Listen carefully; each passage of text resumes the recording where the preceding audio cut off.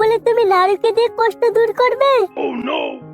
কিছু করার নেই ঠাকুরপো, তুমি তো জানোই আমার কষ্ট কতখানি। আর আমার এই কষ্ট দূর করার জন্য নাড়ু কেন, আমি ফটকে কেও ডাকতে পারি, তাই না ফটকে?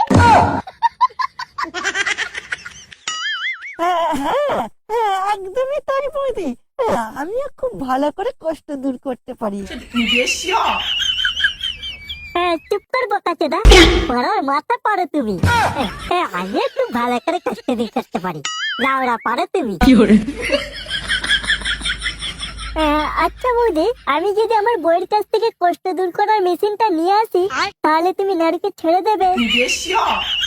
আগে তো নিয়ে আসো, তারপর আমি তোমাকে আবার সুযোগ দেব, দরকার পড়ে তোমাকে আমি বিয়েও করে নেব।